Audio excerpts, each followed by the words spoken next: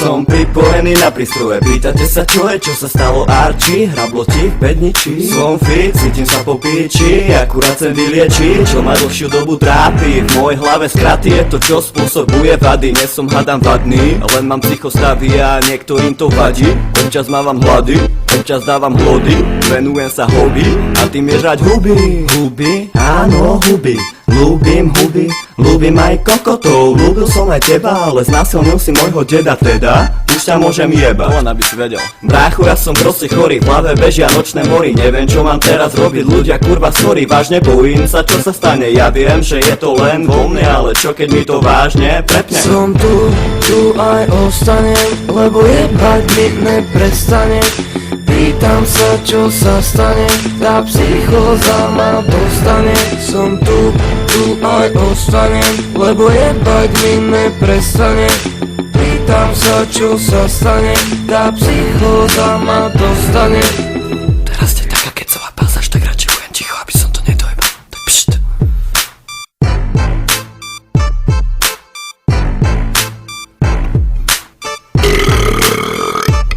Som vedel, že to zase dojebem do piče.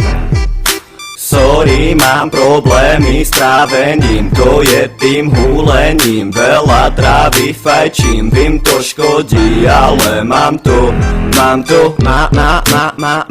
v piči. Moja mama z okna kričí: synku môj, ty si napitý, a či si ty riešiš fety? Nepijem, nefetujem, som čistý ako tolueno. Vyzerám jak narkoman a lietam ako Superman. V hlave mi to prepína do grcaný od vína. Viete čo to znamená? Máš ksík do cemena. Som tu aj ostanem, lebo jebať mi neprestane.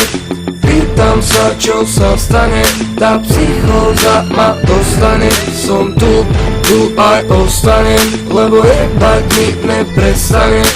Pýtam sa čo sa stane, tá psychóza ma dostane. Pán doktor, ako je na to môj synček? No váš synček je na tom celkom dobre. Aspoň, že tak, už sa to nemohlo. Za chvíľu trčí kopytá. Ale že to tu Vidíte už, že to tu. Áno, Áno, presne ako ste naplánovali.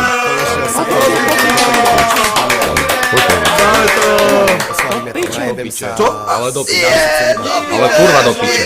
Toto sme ale vážne chceli. Sestra. Nie som sestra, ja som farár.